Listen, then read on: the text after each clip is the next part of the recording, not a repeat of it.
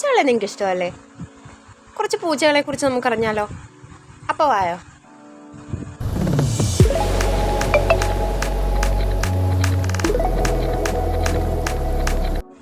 ഇവരാണ് മൈനക്കൂൺസ്. ഇന്ത്യയിലെ largest domesticated breeds ആണ് ഇവർ. ഈ മൈനക്കൂണുകൾ ത്രികോണ ഷേപ്പിലും വളരെ നീളം കൂടിയതും ഒരു മസ്കുലറും ആയിട്ടുള്ള ബോഡീസോട് ചേർന്നവരാണിവർ. ഇവരാണ് സിയാമീസ് ക്യാറ്റുകൾ. വെള്ളാരം കല്ല് പോലുള്ള കണ്ണുകളും ഇതുപോലുള്ള ഇരുനിറവും ചേർന്നൊരു ശരീരവുമാണ് ഇവരുടെ ഏറ്റവും വലിയ എടുത്തു നിൽക്കുന്ന പ്രത്യേകത എന്ന് പറയുന്നത്. പേർഷ്യൻ ക്യാറ്റിനോട് സാമീപ്യമുള്ളതും അവയുടെ സബ്രീഡെന്നോ അവയേക്കാൾ ഇച്ചിരി കൂടി രോമത്തിന് കൂടുതൽ നീളക്കൂടുതലുണ്ട് എന്നതിനെ അപേക്ഷിച്ചാൽ ഇവയ്ക്ക് നീലക്കണ്ണുകളാണ് ഇവയുടെ മറ്റൊരു പ്രത്യേകത.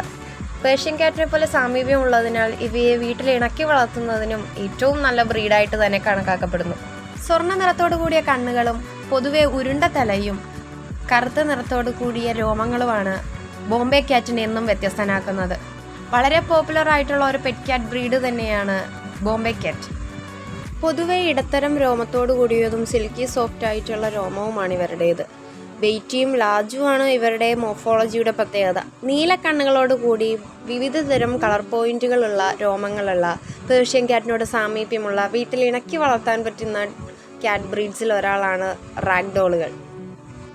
വളരെ ഇൻ്റലിജൻറ്റും ഏഷ്യൻ ലിയോപാഡ് ക്യാറ്റിൻ്റെയും ഡൊമസ്റ്റിക് ക്യാറ്റ്സിൻ്റെയൊക്കെ സാമ്യം തോന്നിക്കുന്ന ഇവയാണ് ബംഗാൾ ക്യാറ്റുകൾ. വളരെ ഇൻ്റലിജൻ്റായിട്ടും ഹൈബ്രിഡ് ക്യാറ്റ് ഇനത്തിൽപ്പെടുന്നവയുമാണ് ഇവർ. പരന്ന മുഖവും വലിയ കണ്ണുകളും നീളൻ രോമവുമുള്ള ഇവർ ഇന്ന് എല്ലാ പൂച്ചപ്രേമികളുടെയും വീടുകളിൽ സർവ്വസാധാരണമാണ്. അതുകൊണ്ട് ഇവരെ പ്രത്യേകിച്ച് പരിചയപ്പെടുത്തേണ്ട കാര്യമില്ലല്ലോ, പേർഷ്യൻ ക്യാറ്റുകൾ. അപ്പോൾ നിങ്ങൾക്ക് ഇവരിൽ ആരെയൊക്കെ നിങ്ങളുടെ വീടുകളിലുണ്ട് എന്നും ഇനി ആരെയൊക്കെ കുറിച്ച് അറിയാനുണ്ട് എന്നുള്ളതൊക്കെ കമൻറ്റ് ഇടണേ.